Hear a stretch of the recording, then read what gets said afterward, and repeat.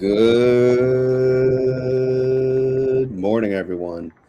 Today is Snowy Monday, February 23rd, and today is the Options Roundtable. Fewer guests today. Again, people are sleeping in. They could be snowed in. They could be losing power. Who knows? But I have with us today Rob from StockTools.app and Double D from the Dividend Degenerate YouTube channel. So good morning, fellas, and welcome, and thank you for joining us. I know, Rob, you're stuck in a snowstorm as well. Oh, yeah. Double D, you're freezing in your 40-degree weather, so we have sympathy for you as well. But how's it going? Going well. Going Good. well. Haven't had to start shoveling yet, so everything's still good. You will get there. Don't worry. Where are you, Rob? I'm in Boston. Gotcha. So I'm in the 12 to 18 inches zone right now as of last night. Wow. It's funny. I shoveled a nice little path for the dog last night, and it's gone. The whole thing is gone. It's as if I didn't need to do anything. Because it's so windy. I'm sure by you too, right? Like it's going everywhere. Yeah. Hopefully it's not too wet. That's what I'm more afraid of, the heavy stuff. Yeah, I'm wondering, like, for the people who like have bad roofs, like, hopefully they hold up, right? I'm just thinking about that because all this snow piled on the roof. Yeah, a lot of people still have the ice dams too from just from the last storms that just haven't melted. Exactly. I know my gutters are still a mess, so it's just hanging over. Good morning, investing with options. Is this Dylan? This is. Good morning. Does this mean that's your YouTube channel name? Yeah, so far that's the one that's actually in the lead, so I'm gonna probably go with it and run with it. Nice. Congrats. Thanks for joining. I know you're half asleep, but don't worry, we are too. So it's we kind of just talk in our sleep and try to make sense of it. So I'll just do a quick Bitcoin update. Obviously, disaster yesterday around 8 p.m. We saw it tumble down to about 64, but we're kind of coming back up. The snow is bringing us up. We're back up to 66. So, but the index is not too pretty. S&P down 0.26, Nasdaq down 0.44. The Dow is down 0.24, and the Russell is down 0.43. And I guess we'll just dive right into it. Obviously, the market, to be honest, it just like sucks lately, right? I don't know a better word. It's just been tough, right? It's been tough to manage. And I know, Rob, you mentioned when we're talking before a strategy that you like to use when the market is maybe wishy-washy or going downward. Are you able to are you awake now to explain kind of how that works, what you call it, and Sure. go from there? Yeah, totally. Do you mind if I share my screen? No, not at all. All right, let's do it. Let's see. Let's try this out here. Let me know. I'm gonna add it. Are you ready? Yeah, go for it. Okay. 4% thing. Okay, let me remove. Oh crap! I removed Double D next. There you go. Hey, there we go. Cool. Actually, you can see on your screen. I'll make it a little bigger. Yeah. So the idea really that it is, it's really just a married put, but to use as your core position, and then selling options for income around it, right? So,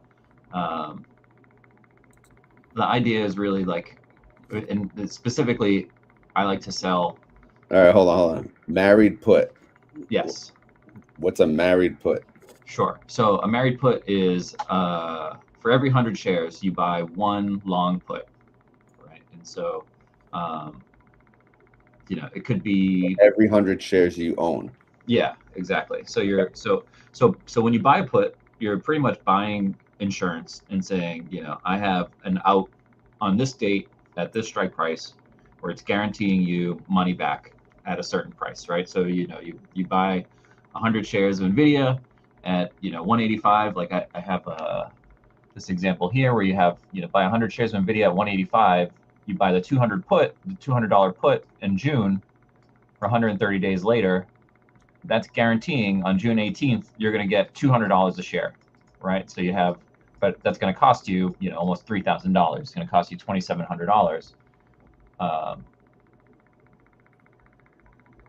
I like to put money because it's guaranteeing a price above, and it's giving you a little bit more safety there, and it has less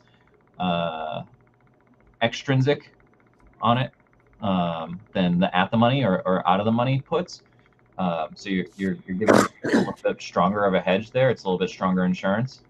So all right, so let's look at this. Nvidia,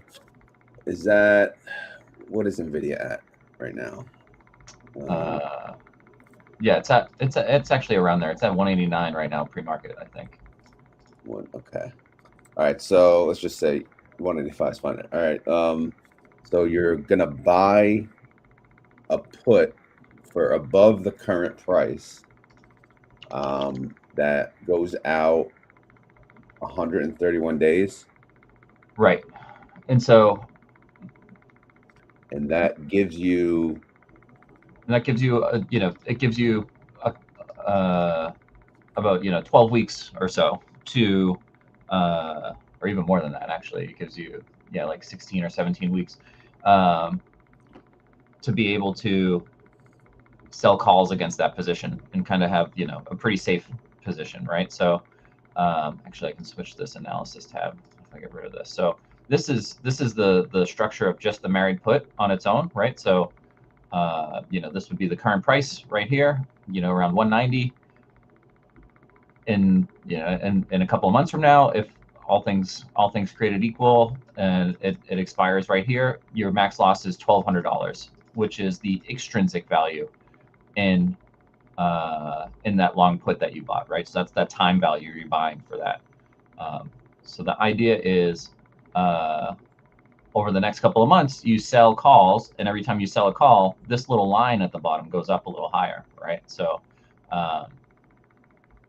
every time you're capturing money, you capture your premium, your max loss or your risk amount goes down, right? And so the idea that I've put together here is like how many cycles does it take? It's like a little calculator that's going in. It's finding the put contract, it's finding the call contract, and it's all customizable in here. So you can switch your delta. If you don't like in the money, you can move it to lower, and you can do an out of the money put, and it'll change that a little bit. But it also puts more at risk. The max risk is higher now. It's a $2,000 risk versus when it was an in the money put, it was only $1,200 risk.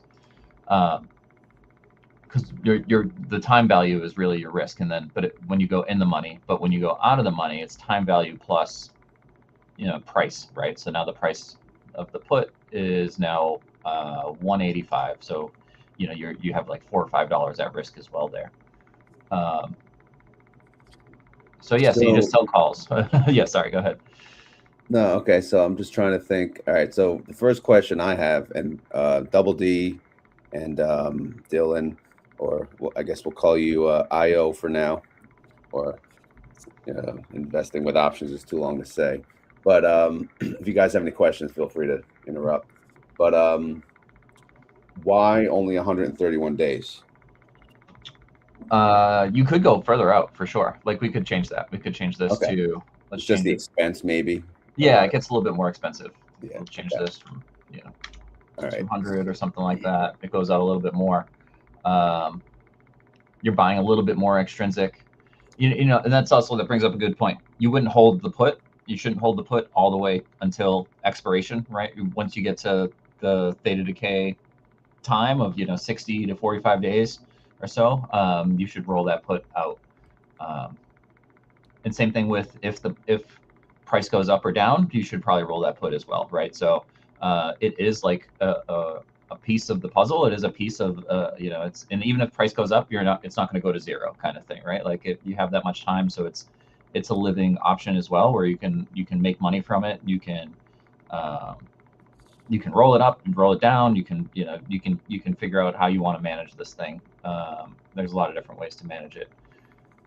Okay, so during the put time frame, at what point would you actually execute it? Like, say we drop to 165, would you execute? Yeah, I might roll it down to 185, right? Or my cost basis. Where was my entry point? I might roll it down to there. Okay. So so your cost basis is the lowest you'll roll it to, though. Yeah, maybe. I mean, I wouldn't mind rolling it further down, but I usually stay at my cost basis. Trying to think if I ever have gone below my cost basis before. I mean, obviously you could, right? But then you there's totally could. a little more risk. But yeah, it's like more like if you want to keep the position going or not. Yeah. Okay, so we call this the Theta the Fortress. Theta, yeah, I don't know. I got a silly name for it, Theta Fortress, because the idea is, you're creating this fortress that can't be broken, right? Once that line gets above, once this line gets above 0, it's like technically a can't lose position, right? So you can sleep well at night. You can know that you're not, even though you're in this $20,000 position, even still right off the bat, you're only at $1,400 at risk, right? So it's not. Yeah, I have a hood position right now that I opened at the top where I still have $155 put on right now, and hood's at $75 because I bought it at 130 something, and I bought the 155 put, and I've just been selling calls against it the whole time. Wow. So when does that put expire? April, I believe, April 17th. So you'll wait until then to.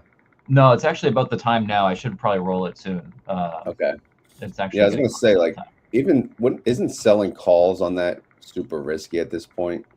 Yeah, totally. And so, and the other side of that is I'm actually doing ratio spreads against those instead of just normal covered calls because it's so far under. Is that like the credit call spreads? Yeah, so it's like buying a long call. Like, let's say the price is at 75. I would buy the 79 and then sell two 80s or sell two 81s or something like that. Okay. And so you have like a debit spread plus your short You call. got a lot going on here. I got a lot going on. You're doing this. Double D or Dylan, are you guys keeping up with this? Busy play there. What's that? Yeah, I just a quick question for Rob. Yeah, please. Quick question is, are you own the shares or are you synthetically long? Yeah, I usually own the shares in these positions because these are ones that I'm a little bit I would say hesitant to buy options in these scenarios, right? And I also I know it's like kind of like the rich man's covered calls or whatever, but it just helps me sleep well at night to know that I don't have to manage any crazy option scenarios or anything like that. Like it's I like the shares. I like shares. Yeah, makes sense. When you say like the married put, just so for the definition, the married put is just when you own the shares and you buy a long dated put, and that. Yeah, exactly. Married put or protective put is another term for it. And then you're just adding the call, the covered call, the weekly or so covered call, right? Which makes it, I guess, a little more interesting. So, I guess. So when it gets, let's just say we jump up to $200 or so. Sure. Your covered call obviously may be in danger. Your put is almost useless at this point. What do we do? Yeah, you still have money on the put's not going to go to 0 though. Like that's it's going to go down in value, but it's not going to go to 0. But I'm not playing these more for the upside, really. It's more for having a safe kind of position that I can generate weekly income from, right? And so that's really what I'm focused on, because I'm trying to get this get to this free cash flow state, right? So you have, how many call cycles does it take to cover your max risk, right? So like on this position, we have 6.3% at risk. Once I cover that, I can kind of sleep well at night and just sell calls and not really stress too much. Like of course you're gonna get challenged at times. You're gonna have to roll calls up and out and stuff like that. But so every 100 shares, you kind of track this. yeah, definitely. Okay. Yeah, this is a lot. It's not, the Roddy fund's pretty confusing too, man. I don't know. The Roddy synthetic fund. Well, I'm not saying I grasped it right away, right? All these things will take time to make sense. Because Right. this is actually, like you said, this is really good in this environment. Like if I did this on Hood months ago, thanks for telling me now. But yeah, sorry. I'd be like, I wouldn't hate Robinhood anymore, right? I'd Right. be like, bring it. Right. It takes the emotion out of it. You can sleep well at night. You're like, all right, it's fine. Like I think Exactly. I'm down on that 155 position. I think I'm down like 6,500 on it, and but on the put side, it's up like 4,500 on it. So it's not as bad. And Yeah, like the stock literally got cut in half, and right. This would save your like everything and then some. But so and you sold covered calls all the way down, so you basically profited all the way down. Yeah. Yeah, I honestly, I don't even think I broke even on it because it's down so far, so fast. I think it's pretty close. Yeah. I opened another one recently just because I got assigned one of my puts at like 90. I had a $90 put out there that got assigned last week, I think, and so I just bought the 95, I believe, and then. But when you say break even, you're talking out of pocket, right? Yeah. Because you could still sell, or like I can roll that. Exercise the put and make money. Yeah, exactly. Yeah, you can roll it, and sometimes I've even done this before where I've rolled the put into the current date. I did this on Qs before, actually, like a year and a half ago when the Qs got wrecked in August, when there was like a big Japan carry trade blow up. I had a bunch of Qs and I had a married put position on, and I just I rolled the put into literally the next day and just let it get assigned, right? So I took I captured all the premium and let it get assigned at that much higher strike price. So I think it was actually like 600. And so that gave me, all my money back, and I'm out, pretty free and clear with only a little bit amount of extrinsic that you paid for like 1 day of extrinsic. Yeah. Okay. All right. No, it's like I said, it's a lot learning your website, number one, and then the strategy is insane, but it seems pretty good. Double D and investing with options. You guys have do you protect the downside at all? Do you buy puts? Do you do anything additional to protect your shares, or are you gonna now with this? Well, I certainly do. I mean, all I do are iron condors and credit spreads, and they all have, a bought option to protect. Yeah, Okay. I like doing not protective puts, but I like doing covered calls. So then if you do the covered calls and the market goes down, you're good. And you can also generate more income that way and still keep your shares versus the market just going down and then you're losing value and not getting anything out of it. Yeah. Okay. Yeah. So I think both you, Dylan, and you Double D, you both do the 0 DTE trades in and out for the day, which obviously has its benefits for sure. But if you own the shares, this could be a great strategy to somewhat, protect them from the Robinhood, the Palantir disaster, things like that, which, it's pretty cool. So, all right. Do you guys, Double D, I know you probably have, I don't know if you have to go soon, but did you want to share anything as far as what you're doing lately, or did you want to just listen in and comment? Well, I'm about to leave, but I'll be on in the car too. Okay. But I'm doing, I mean, if I do iron condors on SPX, and I probably won't do that today just because it's a super busy day at work and it's hard to manage it. I occasionally wheel SOXL, TNA, TQQQ. So I may start, sell a put on one of those if they're down, at the open, but we'll see. And then do a think they will weekly. Yeah.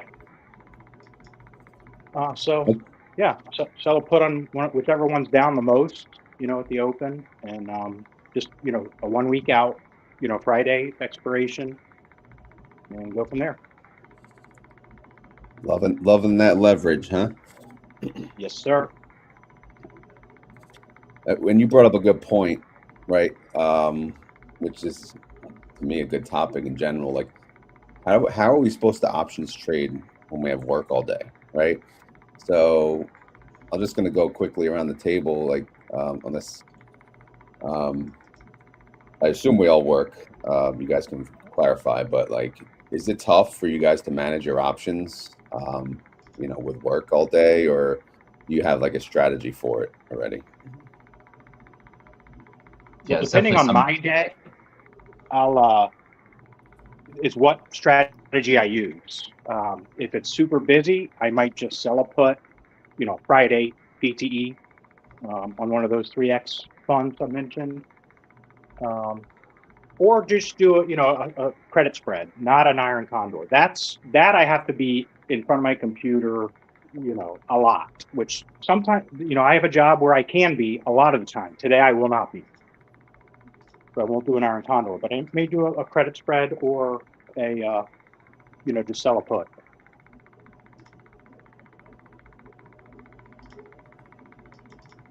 Yeah, I sell calls all day. I'm always in front of the computer, unfortunately. Same here. I actually try to be done trading sooner rather than later. I try to stick with just either buying calls or puts for the day for my 0DTE. But also, if you learn in call spreads and put spreads, it actually makes it cheaper for you to make these directional trades that you want. And you can actually get in and out of trades a little bit easier to me. For example, if you buy a call, you're thinking it's going up, but then you also sell a call to cover the value of it. If the market goes down, that call that you sold, you can buy it back for cheaper. And then once the market kind of rallies back up a little bit, you could sell the buy call, and maybe you might have been down $20 on that when you cashed out, but being that you sold one, you might have made $40-50. So it was actually a profitable trade, even though the initial direction was the wrong way that you picked. But you have to keep in mind, if you're doing these splits and you have a small account, you sometimes have to buy back the sold call before you can close out the one that you bought. So sometimes with that, I would buy another longer or lower delta call or put that's cheaper, and then close out the one that's actually increased in value. But if that back makes to the sense. point of computers, you have a physical computer in front of you when you're working, not a phone, not just a phone, right? So for me, I actually have. Just a phone, right? So I have my phone. Oh, go ahead. No, you're good. No one's talking. Yeah, so I have my phone, and then I got my iPad. So I have my iPad. I use TradingView, and then from there, I just stay on Robinhood on my phone, so I'm not having to switch back and forth. Okay. Once I get a PC eventually, then I'll like to have the TradingView opened up with multiple windows so I can see different time frames, like 5, 10, 15 minute, or sorry, 5, 15 minute, 1 hour time frame, so you can actually see the candles. Makes it a little bit easier depending on what trading strategy you're using.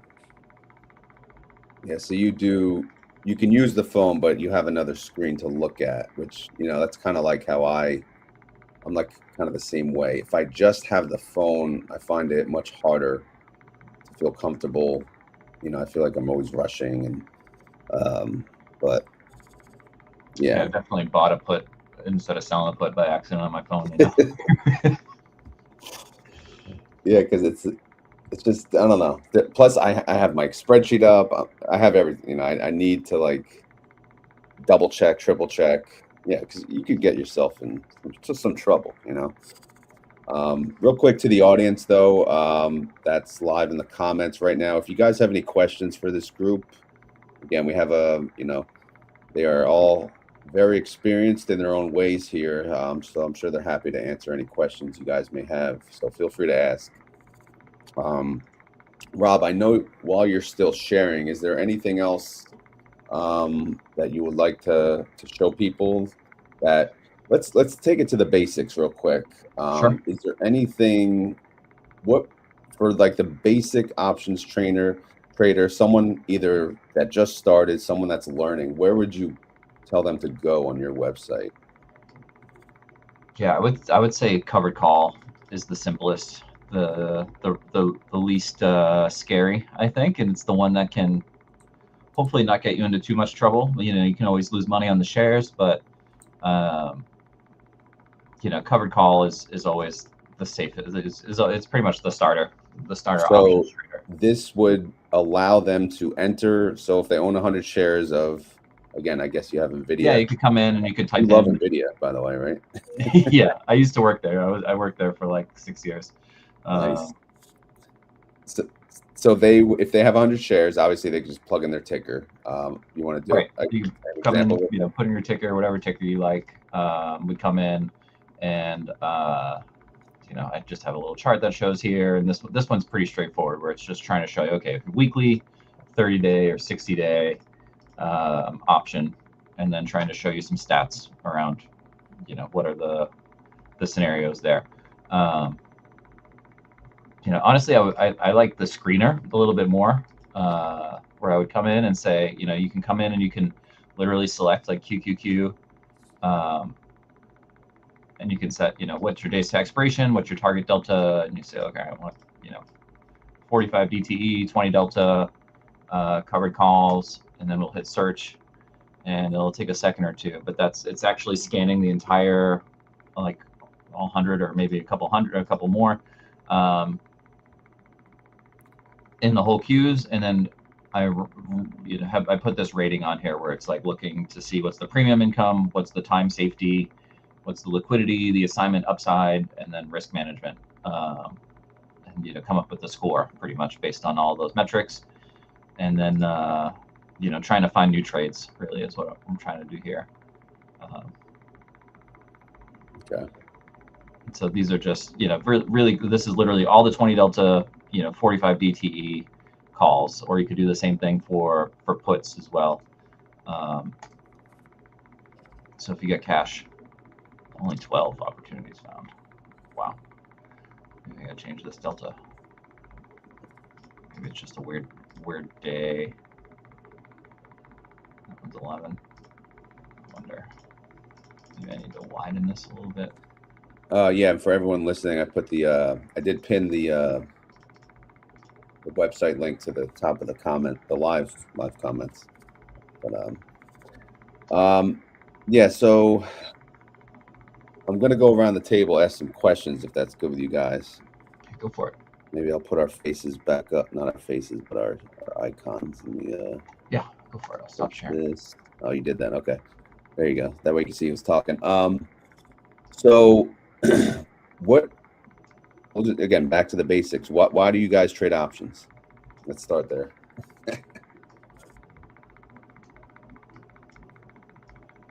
I can go. I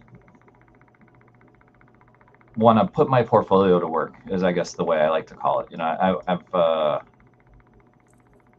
always liked the idea of, you know, each set of 100 shares is like an apartment in an apartment complex, and I want to collect that rent every week. You know, and so yeah, so I'm just trying to put my assets to work for me, kind of thing. I think is the mindset I like. So you had a portfolio maybe of just stocks sitting there, then you found out you could just put them to work, also maybe put cash to work, right? I guess at the same time. So are you constantly learning strategies every day too? Yeah. Or have you found what you need and you're kind of running with it? I think I have at this point. I think I found what I need, but I'm still watching all these videos still. Yeah. I just watched my 2x speed, 1.5x speed, I think, and trying to see if there's anything in there that I'm missing or anything new. But yeah, I've watched thousands of hours of all the Tasty Trade videos, all the Mike and his whiteboards, all the Project Finance has a really good channel. This married put idea I got from another YouTube channel called Power Options. They have they use the married put as really their core position, and they have something called they call them income methods, and they have like 12 or 13 income methods that they have around the married put position, which is really just selling a put or selling a call or selling a ratio spread or all the different income generation tools of selling options. But yeah, I'm a product of the game, man. I'm still watching all the time. I've watched Max all the time. He's got great hedge ideas. There's a million ways to skin a cat. There's all kinds of techniques and little tricks you still learn. Yeah, I'll get him up early one day to join us. Don't worry. Awesome. So he has to set like 5 alarms though, so I have to make sure. Double D, I don't know if you're in transit right now, but if you're able to talk, again, just question: why do you trade options? Yes, I am in the car. If you can hear me, okay. I trade for income. It's I did the game where I bought options hoping to hit a home run. That never works. And then I discovered selling options. You can make an income, and the way I do it, you're totally capped, up and down. But yeah, it's income. So you started out buying calls, going for the home run? Yes, I bought way out of the money calls for cheap, and hoping for a movement, and not even getting to the strike, just getting more value out of the bought call. Yeah, just And go up in value. Yeah, and it just didn't. It's a lot of stress, and the stock goes against you. So I like selling. So income it is. How about you, Dylan? Why do you trade options?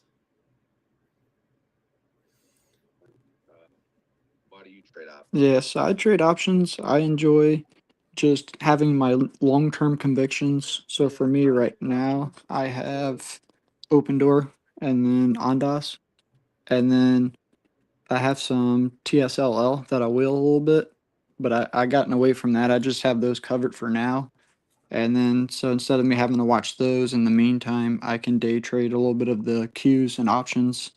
Since I prefer the Qs, since it's an index, it's easy to get it in and out with liquidity, so I'm never worried about liquidity. And it's just fun for me. I enjoy reading the charts and trying to make the biggest bang for my buck without having to worry with this. As you figure out different strategies and your risk tolerances, you can get better and better. And then as that money starts growing into your account, you can utilize it to start dollar cost averaging into other positions or starting new positions for those long-term goals. For instance, Bitcoin or whatever else you want to buy, that's going to be your long-term retirement funds. So you mentioned the word fun, right? I know for me, a lot of it is fun, and sometimes I have more fun at the expense of money, right? Just trying new things, but to me, I'm having fun and learning different strategies along the way. Are you guys still having fun doing this, or is it just robotic to you at this point? A little of both. It's fun, but it gets boring.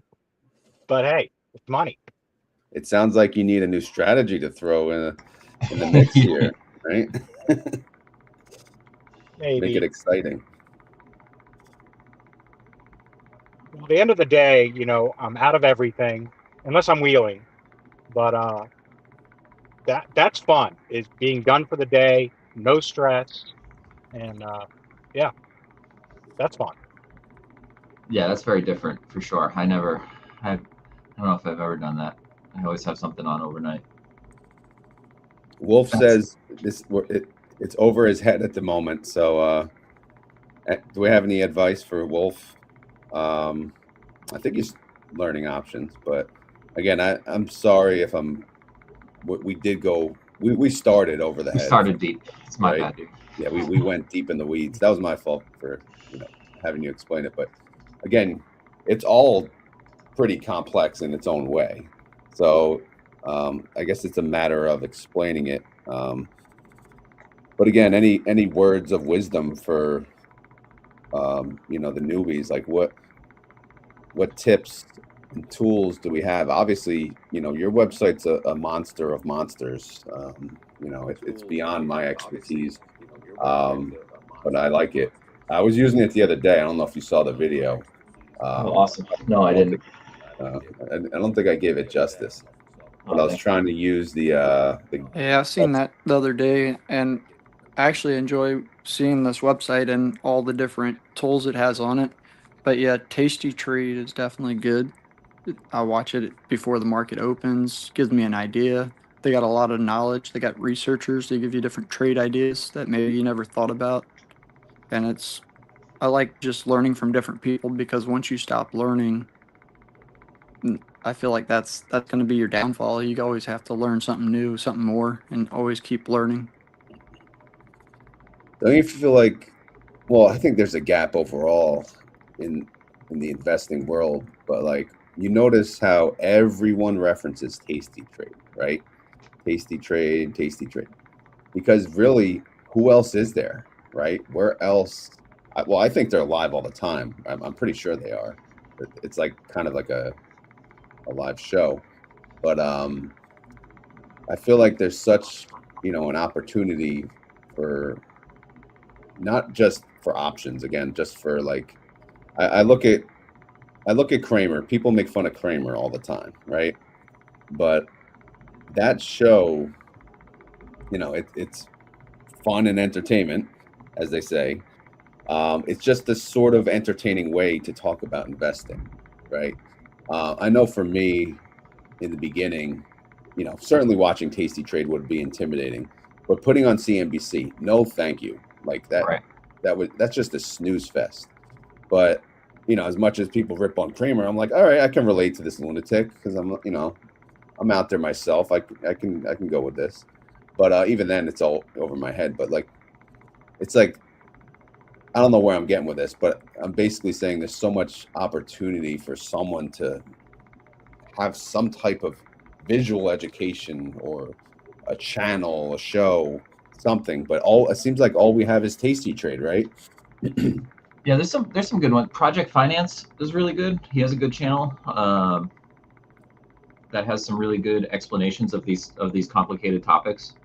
The other one I mentioned, Power Options, is really good. They go live every Friday. They have videos going back like 10, 15 years, and it's the same pattern. It's the same. It's not, nothing much has changed in their system. Are these people entertaining though, right? Or are they plain Jane? I would say plain Jane, but they are showing visuals. They are explaining. Project Finance one is more current, I would say, and he has much more. Okay, I think I heard of him. He has like a bald head. He has like really long videos. He has like long. A bald head like the one in my picture. Yeah, a little more round. Okay. All right. Yeah. Yeah, it's hard. I don't know. Like even I know it's 6 a.m. in the morning, so maybe my brain's not wired up yet. I've been thinking about making one myself, honestly, and trying to explain some of this stuff. But it's you need to make a script. I need to make sure I'm talking through these things in the right order so they make sense. So people are like, what the heck are you talking about? Like Double D, he went live the other day, like showing a live trade. There's so many people want to see that, right? And but I think like if they have to see it over and over and over. That's the thing. They have to keep seeing it. But I don't know. What do you guys watch, Double D and Dylan? What's your like source for TV education or YouTube? I mean, I assume it's mostly YouTube, right? It's At all this point. YouTube. Yeah, it's mostly YouTube. I watch a bunch. Obviously here, Max Convexity. Michael Coe has a real good YouTube.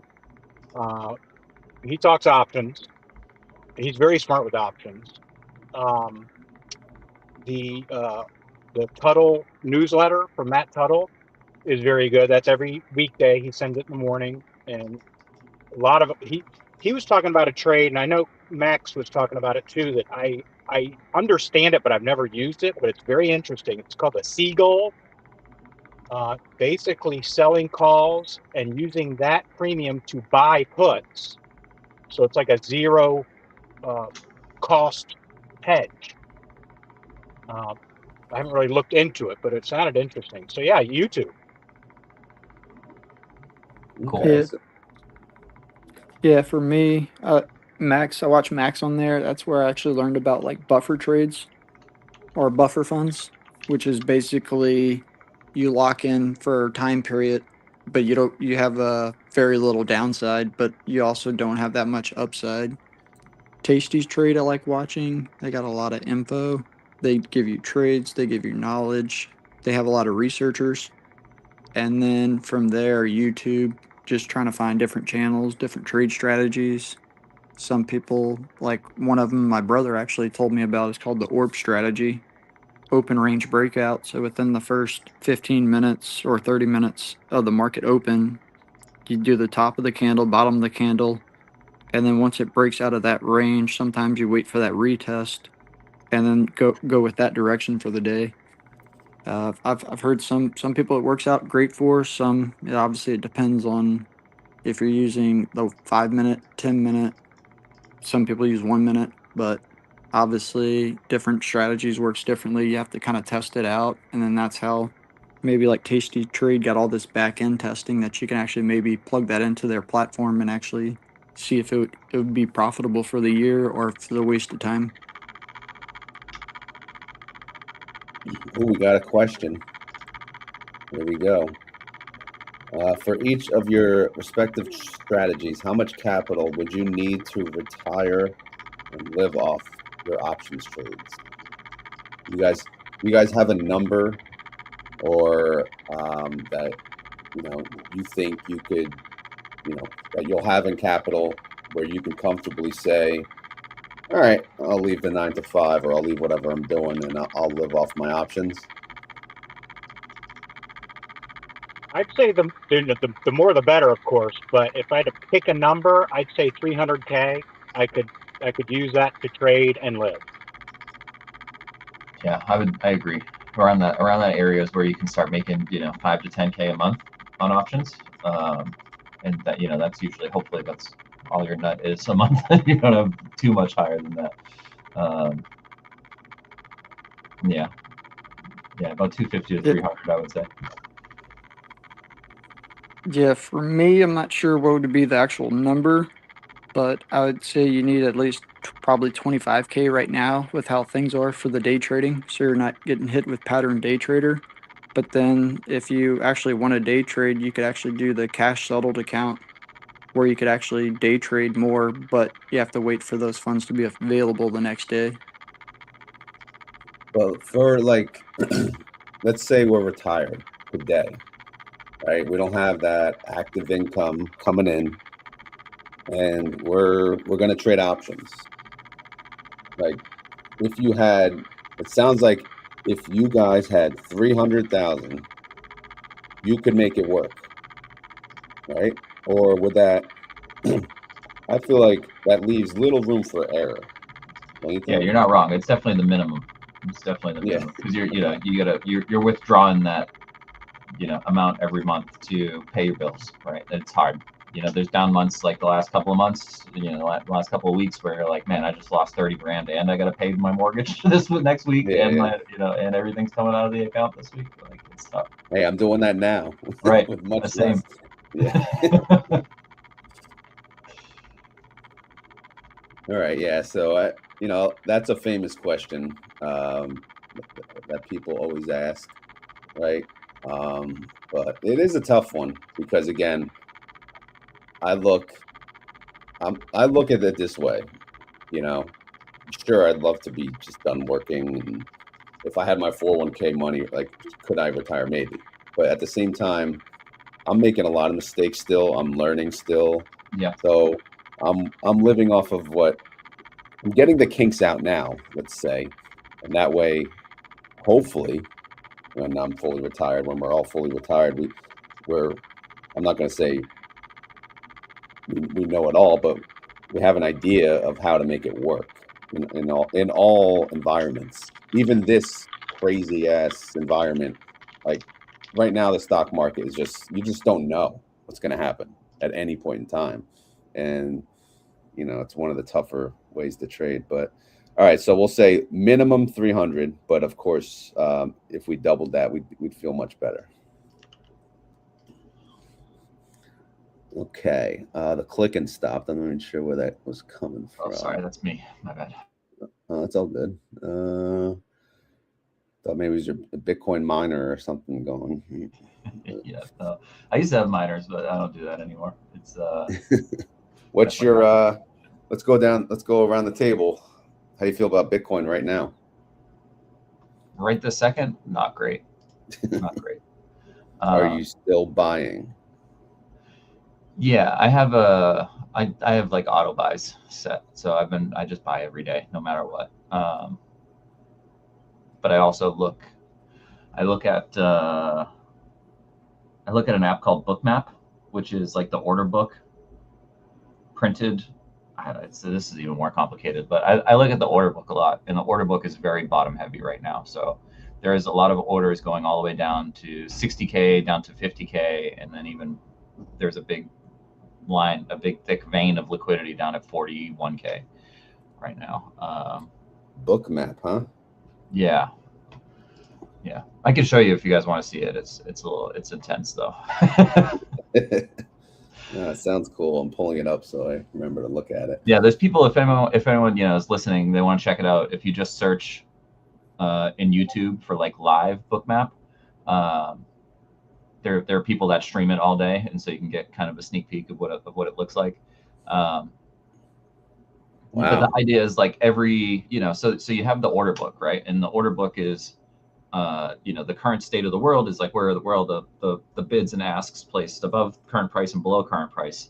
And when you look at that, like it's called like level 2 data. And when you look at that, usually you're just looking at the state of the world, at that right at that second, right? And those, the order book is a living, breathing thing where orders are coming in and getting filled, and they're adding orders and removing them and all that stuff. And what this does is every second that goes by, it kind of prints the state of the order book on your chart, so you can see, like, okay, there was a bunch of money sitting here at 64K, and then it got pulled, and then they moved it up to 64.2 or something like that, or they moved it up or they move it down, and you can kind of see where the big money is moving. So it's like how I like whale hunting, pretty much. You're just kind of watching where the big money moves are, and usually price gravitates towards the money over time. But yeah. Wow. Yeah, I'll have to check it out. How about you guys, Double D and Dylan? You guys, how do you feel about Bitcoin? Not great. I do a weekly buy, very small amount, throwaway money basically, on Coinbase, and I use VWAP, which sounds very similar to what Rob was just talking about. The order book kind of shows the volume, where the volumes are, and volumes are big, lower. I'm thinking it could go down to 45. I think all-time highs this year, but I think down first. And again, that's based on nothing. Yeah, it's definitely not looking good. Definitely some downside potential. But for us to see that big upside move and pushing all-time highs, we need to hit that 75K and hold above that to try to reverse that trend. But the longer we consolidate to the sideways action, this downside pressure is probably going to keep coming. Yeah, I feel like when we think about before the ETF, space got involved, let's just say a number, 40,000. Maybe it was around there. I don't know. But assuming that 40,000, those were the bulls. Those are the people that aren't going anywhere. Those are the people that own it outside of ETFs. You know, worst case scenario, if everyone sold their ETF, because it's moving with the overall market, it seems, because these ETFs are now part of an overall portfolio where the fund manager is making moves as an overall thing, you know, and it's so they'll sell their IBIT or this and that. But I feel like if we look at what the price was pre-ETF, it's hard to imagine it would go down further than that in the absolute worst case scenario, assuming those people are still bullish and holding their Bitcoin wherever they are, right? I don't know. That's how I feel. Yeah, I agree. It's you know, we were down at 17, 18K when FTX blew up. All right, like it's we need something crazy to happen for to get down that far. I think. You know, I agree with Double D. I think the 40s are coming, but I don't think it's going that much lower than that. Hopefully. All right, 40. Here we go. Get ready. Prepare yourself. Do you guys mess with options on Bitcoin related stocks or ETFs? Unfortunately, yes. Yeah, I've gotten wrecked on some BitX somewhere recently. Oh man. Do you regret it? Yes. Yes, I would like that money back, please. I would like a refund, sir. Yeah, no, it's all right. It's you know, you live and you learn kind of thing. But similarly, you know, I had some puts on it to hedge my position, but it's, you know, not enough. Yeah, it's what I've noticed, and this is just my opinion. Yeah, for me, I did the MSTR. I did options on that, and then that's actually how I stumbled across Misty and your channel with the dividends. But I've made money, I've lost money with doing that. I don't regret it, but it just gives you those learning. Either you're going to learn the hard way or the easy way, or it's better to learn from other people's mistakes and have your rules in place so you're not making the same mistakes over and over. Yep. Yeah. What I was going to say is, you know, when you think options, volatility, most premium for your buck, you think of a crypto fund like MSTU, MSTR, MSTX, BitX. But in the beginning, what I've noticed is the way Bitcoin moves, it started making me hate options, like trading anything crypto related, just because you can't seem to get a hold of it. You just don't know. It's just chaos. And the IV is not worth it. It seemed to me, at least. So I just made the decision. I'm done. Anything that touches Bitcoin. Hood was the last thing I had that I think has a Bitcoin exposure, right? Obviously, you know, you could say the Qs have a piece, right? Because now everyone's a freaking Bitcoin treasury company in their own way. But I mean, an overall, you know, largely Bitcoin exposed stock or ETF, I can't do it anymore. Like I won't do it. But I don't know. I've just had MSTU beat me up pretty good. BMNU took a toll, but yeah, I'm done with it. I buy Bitcoin daily, and I'm happy with it. You know, it's just set it, forget it. Obviously, these dips suck, but I feel like in the long run, 5-10 years, we'll be happy we're doing this. That's how, at least how I feel. Yeah, I agree. I have some long puts against my I do the daily too with IBIT and FBTC, and I have some long puts against both of those right now that I'm like tempted to just like get exercised and almost start over kind of thing, because they're that's the frustrating part, man. I'm like, I'm DCAing and I'm way under your cost basis. You're like, man, this is not, but that's fine. You just need to have patience, I think.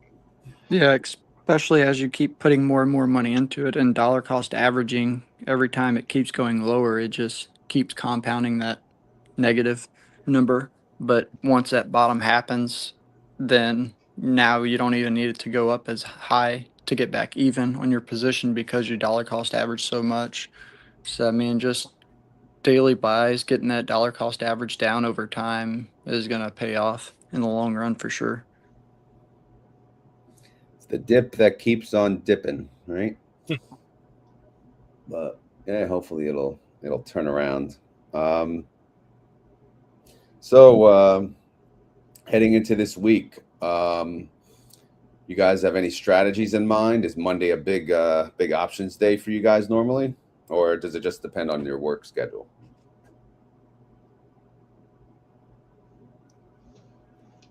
No, nothing too crazy. Just trying to stay alive, trying to keep the account value from going down, and just keep selling calls. Not selling as many puts. Maybe I should sell some more puts because it's down. But I don't know what the heck's going on with Iran and all this crazy stuff. It just seems like the market just seems very shaky right now. I'm scared to. I'm nursing my existing puts that I've had and kind of waiting for a turnaround, I guess, before I start selling more. Yeah, for me, I like just day trade no matter what, but I like to try to keep my trades small. And then if I'm decently up on the day, then I can stop trading within the first hour and a half, 2 hours, and be done for the day. Because once you get past noon, the volume kind of slows down and movement kind of goes sideways. So I try to just be done trading by noon for the most part, at least for 0 day options. But then if I trade afternoon, I'll switch over to the 1 day and trade a little bit more. Are you trading? Like, you're trading like iron condors and stuff, like low delta, 20 delta, 15 delta iron condors? I normally just do the buy call and then sometime or buy put, and then I'm trying to get better at doing the spreads since it allows you to use less buying power. Sure. And so you're looking at that like super low time frame chart and trying to figure out, recrossing over or Yeah, I try to stick to like the 15-minute chart, 5-minute chart to at least get that solid direction. Because once you start trying to do the 1 minute, 5 minute, it might looks like it's going one way, but then when you zoom out in that bigger direction, it's hard to see that.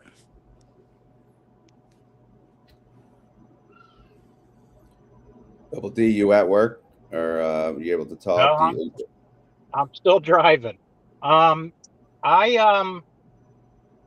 Monday I'll do Monday through Friday. The day doesn't matter. It's just depending. I don't trade the first hour. I any pre-market news. It can take 30 to 45 minutes to settle after the open. So I wait at least 45 minutes, usually an hour. And if I have a bias, bullish or bearish, I'll just do a credit spread. If it's neutral, which it has been lately on SPX anyway, then I'll do the iron condor if I can at work, which I can't today. So it'll probably just be a call spread or a put spread. And then Mondays I do buy one, option ETF. Today it's going to be SEMY from Yield Boost. Big yield, total return is positive. So I'm just adding to that. And I just do that on Mondays. I buy one and that's it. Okay. All right, we're at the hour. So now I'm going to ask, how do people get a hold of you guys? Obviously, Double D, I think everyone probably knows you and your YouTube channel. But how do people get a hold of you? Just through your YouTube channel? Obviously, you're in my Discord. Do you plan on creating a Discord? Or what do you want to tell the community about your channel and your how to get a hold of you? Excuse me. My YouTube, Dividend Degenerates. I am on X at Div Degenerates. I do have a Facebook, but that's not a lot of people. They're also Dividend Degenerates, and no plans on starting a Discord. Discord looks too confusing to me, so I'll just. It is. I am in yours. I am in Coaches, but I'm rarely in that one. So yeah, that's it. Okay, and Dylan, So obviously you updated your name. I don't Sorry see a about that. I got a logo. little bit of a delay here. But for me, I have your Discord. So I have to double check my Frantic Jaguar is my display name in there. And I'm always in the options trading in there. And then here on YouTube, I just watch you on there, but I don't DM on there. And then I'm on X. I'll go ahead and I'll put my X in there on your Discord and everything after this. So everybody that's in your Discord, I'll put my info in there in the options trading chat for everyone if they got any questions regarding just options or whatnot. I'm here just to help teach people, get them a better understanding and know what they're getting themselves into when they're actually trading options. When can we expect your first? I know you said there's a delay. It sounds like there is, but when can we expect your first YouTube video?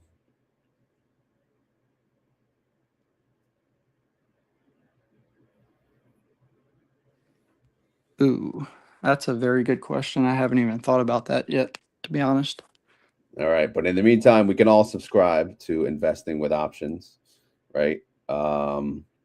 If you want to, well, if you want people to. If not, we'll wait. We'll wait anxiously. All right, Rob, you have this amazing website, right? That we're all trying to understand. What about you? How do people get a hold of you? Are you going to be a YouTuber, or are you just going Man, to I stay don't know, behind the maybe scenes programming? someday I'll get the balls to make a YouTube channel. I think I definitely have a couple of scripts that I've written out. I've written out a whole bunch of stuff that I could talk about, and I'm just You're have going to a have hard time. AI do it, aren't you? Oh, definitely. Yeah, I mean, definitely. Yeah, yeah, that's what I need to do. I need to train, like a voice model to just read a script for me, and then have it generate all the videos for me. But yeah, no, I'm on Twitter or X at Rob O'Toole. Feel free to follow me and message me on there. I have my app, StockTools.app. It's free to try out for the first 2 weeks. No credit card required. Just sign up with an email address. That's all you need. And you can kick the tires on it and do a bunch of searches and try it out. Yeah, I'm around, man. I'm in your Discord too, as well. I'm like Roboto on there. And he does take feedback. Yeah, I'm happy if to you recommend changes on the website. So yeah. the thing, and I'm sure it's not cheap, all the various feeds that you're pulling from. So let's try to That's give definitely that website some love today. Thanks. All right, so yeah, I think we're all about ready. Well, I'm probably going to be shoveling before I start working today, but as always, this is not financial advice. We are not financial advisors, and this video was for fun and entertainment. So hopefully you had fun. Hopefully you're entertained. If not, maybe at the next round table, everyone will have a cone head and we could be, a little more entertaining. We'll see. I didn't even put I'm looking at it now. I should have put Rue, my alter ego, up, but I didn't. But obviously we're on the new YouTube channel, which, I'm starting from scratch now on this one. But again, I think segregating options versus high yield ETFs is the best route for me. But just want to thank the three of you for getting up at the crack of dawn. I know, well, hopefully Double D's awake because he's driving, but I know, most of us are still having coffee, waking up. But thank you all for joining. Thank you all for being in the live comments. And as always, this conversation resumes in the Discord under the options trading channel. So feel free to ask myself, Double D, Dylan, or even Rob, any questions about anything, right? We're always there. It's a free Discord. No one will direct message you. But again, it's just a place to chat. That's the whole point of it. But again, yeah. Any final words? Who wants to do the keyword? I know, Dylan, this is your first time, so maybe you have a keyword, or should we just make it your YouTube channel name? I know we're on a delay, so I'll wait.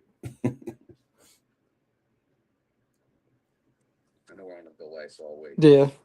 Yeah, we can go ahead and just go with investing with options. There you go. So if you made it this far in the video and you want to prove it, You got to say the keyword. Keyword today is Dylan's YouTube channel, which is coming. It's coming in 2026. Get ready. It's called Investing with Options. Bruh. All right. That's it for the day. We're at an hour 5. Seriously, thank you all for watching. And again, you got to type in the comments down below, Investing with Options, because you'll know the name in 26. It's gonna get around. It's gonna be popular. It's gonna overtake the options YouTube space. So get ready. Anyway, I'm out of here. Thank you, Double D. Thank you, Rob. Thank you, Dylan. Have a good day, everyone. Later.